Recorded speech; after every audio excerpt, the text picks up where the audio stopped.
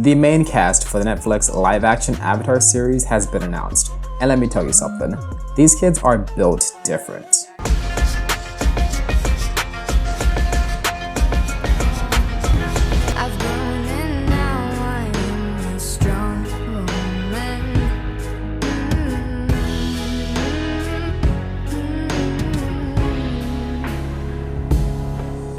These young actors will all bring their own unique flares to our favorite characters, so I thought having a video to introduce you guys to the full Netflix live-action cast was a great idea. And even if you've seen some of these names or faces floating around the internet before, this video will still serve as a fantastic refresher and offer a more in-depth look at each person's acting and physical abilities. Plus, those who stick around until the end will get a special sneak peek at what each actor looks like in full costume and makeup. So are you excited? Because I'm excited.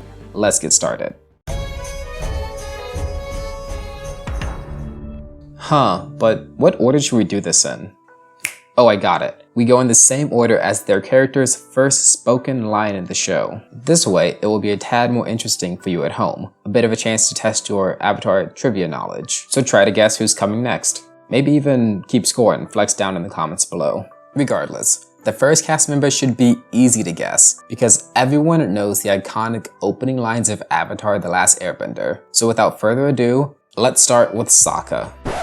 The intro does not count as part of the show. Come at me, I'm not scared. This is how you catch a fish. Sokka is being played by Ian Owsley, a 19-year-old from Texas with Cherokee ancestry. Ian's current acting portfolio mostly contains one-off side characters across a variety of shows. Here he is in something called Physical, which only aired a few months ago. Mom was there. It's confusing, but super real. You guys weren't swimming last night, were you? Ian's physical background is much more well documented though, because when he's not acting, he seems to be very fond of learning new flips. The second voice we heard in the original Atlas show was of course Katara's, and she's being portrayed by Gia Wandio, a 15-year-old indigenous actress from Akwesasne, a Mohawk Nation territory located between Canada and New York State. Hi everyone, Gawandio here, Zuko here. Gia Wandio recently had the leading role in a movie called Beans, which went on to receive a bunch of film festival awards, including nominations for Best Actress. She was also in the latest season of Anne with an E. Fish, rabbits, and eel. Our hunters are always busy. I can neither confirm nor deny whether Gia Wandio has any ninja abilities, but she does sing, which I doubt will be in the show, but is still pretty cool. Alright, so the next character probably isn't who you're expecting, because Zuko was actually the third speaker in the show. Finally. Dallas Liu is the one who was given the honor to play Netflix's Prince Zuko. Dallas is a 20-year-old Chinese-Indonesian American from Los Angeles, and he is an absolute beast.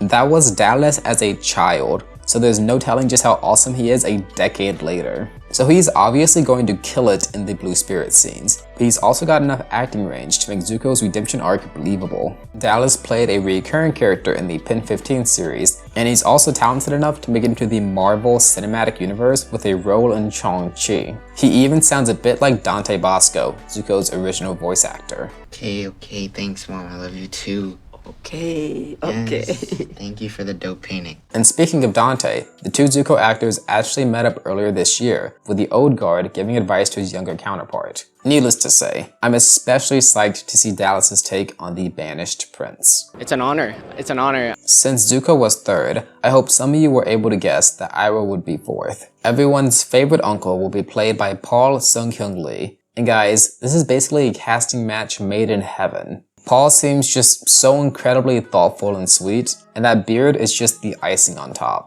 The actor was born in South Korea, raised in Canada, and has appeared in shows like The Mandalorian, along with his breakout role in Kim's Convenience. What's wrong with the store? Nothing's wrong with the store, but Then take over. how can she take over a store when she have a baby? You have a baby?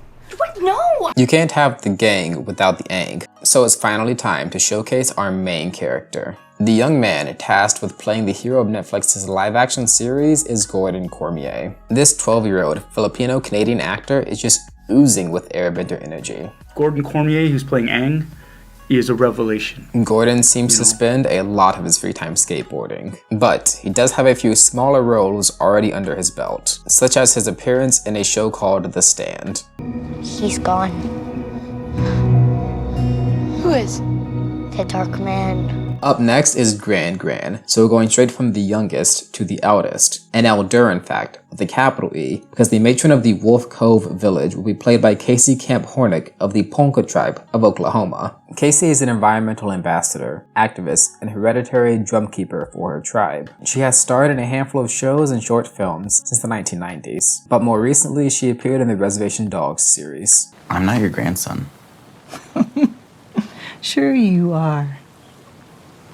Even if you're not. Call me Gran Gran. This is where things start getting more challenging in our little guessing game. I guarantee no one remembers the 7th speaker of the original show, but it would be insane if you did, because this little girl does not even have a name. Magic trick! Do it again! But for real though, the next speaker who actually has a confirmed Netflix counterpart is Captain Zhao. It's Commander now. This villainous walking pair of sideburns will be portrayed by Ken Leung, a Chinese-American actor who's been in a whole bunch of stuff. Most famously, he was in Lost, but most recently, he was in Industry. Is this job not good enough for you? You seem to have forgotten how lucky you are to be here. Or maybe you've been bred to sleepwalk into this place, through your life. You know what time it is. It's time to wake the Monkey feathers. up. Wake up. Wake up! It only feels right to balance out Zhao's hot-headedness with the chill vibes of an airbending master. Conveniently, Monk Gyatso is next in line. Lim K-Soo will be taking up the mantle of the soon-to-be a skeleton spiritual leader. Lim is a well-known comedic actor in Singapore, but he doesn't have too many films that overlap with the Western media zeitgeist. Command the seas, call down a storm upon your enemies. This is a joke, right? He does, however, run some absolutely adorable live streams where he and his wife make music together. And you'll find you have time on your side. Your streaks have very likely just ended, because Yukari is the next cast member. Now you probably do not remember that name from the original series. That's because this character has never actually appeared, let alone spoken in any of the Avatarverse media. Yukari is a new character unique to the Netflix series. She's Suki's mother, a former Kyoshi warrior and the mayor of Kyoshi Island. There was a Kyoshi Island mayor in the original series, but he was just some guy and not Suki's mother. But since that mayor did have the next spoken lines in the show, you three have some explaining to do. I figure that having Yukari in his place is technically accurate. Anyway, Tamlin Tomita will have free reign to craft this character however she pleases. Tamlin has collected a metric boatload of acting credits over the years, but her first gig was in 1986's Karate Kid 2, where she plays the Japanese dancer who captures the heart of Daniel LaRusso. She actually just returned to that first role recently in the Karate Kid sequel series Cobra Kai. Come on. I'm supposed to believe that a guy never got a ring on that finger. Many times. But none of them fought to the death for me. Immediately following her mother is Suki, played by 22-year-old Mary Zhang. The Chinese-American actress will be a newcomer to the silver screen, but Mary has been in some innovative projects, such as an interactive VR short film called Dear Mom, and a fun web series called Work in Progress. She started asking me these weirdly personal questions. I don't know, I wasn't really into it. Emotional intimacy is in fact scary. Yeah, it's gross, so I'd rather just not do it. Mary is also hard at work, getting ready for the physicality required of a Kyoshi warrior. Remember that a special look at Mary in Kyoshi makeup is coming at the end of this video, along with renders of the entire cast in costume, so stick around. The big baddie Fire Daddy is up next. Ozai's live-action counterpart, Daniel Dae Kim, is peak DILF material. I mean, how is it possible that they managed to find a man with a better jawline than a cartoon character? I am about to read your thirst tweets. Daniel Dae Kim can break my heart, and I thank him and ask him to do it all over again. Daniel Dae Kim's cheekbones can choke me to death. I don't even know how that would work. But thank you. Choke you to death. I shouldn't think too much about it. Forever wanting to sit on Daniel Dae Kim's face. Now we're talking. Now we're getting somewhere. He is one talented, fine-ass man. I'm telling you, I've never thought so much about my backside in my life. Excuse me while I lick my TV screen. Anyway, the new Fire Lord is not only hot, he is also a great actor. He's been in a ton of shows over the years, including Lost, Star Trek, and Hawaii Five-0. So help him put the money together.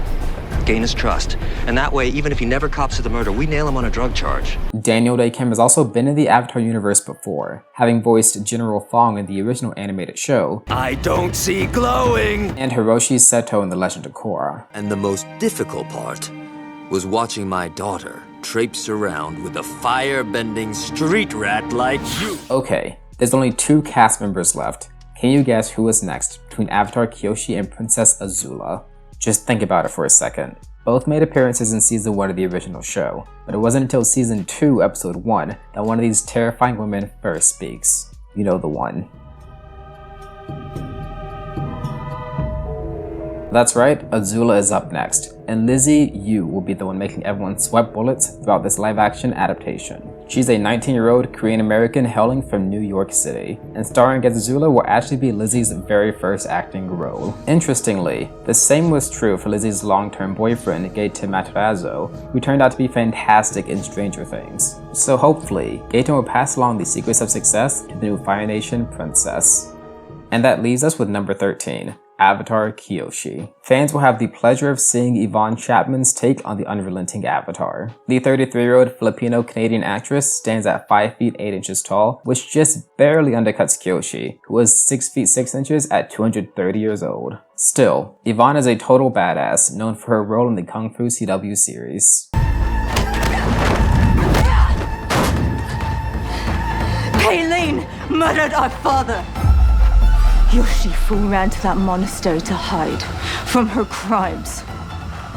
To hide from justice. And with that, we have finally reached the best part of the video. Now you get to see what these actors look like when transformed into their respective characters. We'll start off with the main gang. Gordon has been extremely careful to always wear a beanie to hide his shaved head, but I do wonder how they're going to approach the airbending tattoos in live action. They could do the expected solid blue lines, or they could do something similar to a certain unnameable movie, where smaller markings are grouped together to form the arrows. Also, I really hope they commit to the hair loopies for Gwandio, the warrior's wolftail for Ian, and especially the full facial makeup for Mary and the other Kyoshi warriors. Those are simply non-negotiable for me. Next we have the Fire family in full glory. Fun fact, Paul Seung-hyun Lee is actually 4 years younger than Daniel Dae Kim, despite being cast as the older brother. But both actors absolutely look the part, so that hardly matters. A lot of people already think that Paul Seung-hyun Lee looks a lot like Uncle Iroh,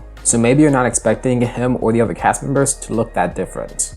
Well, you should change that expectation because Paul recently revealed that he has to spend nearly 2 hours every single day in the makeup chair applying cosmetics for this part.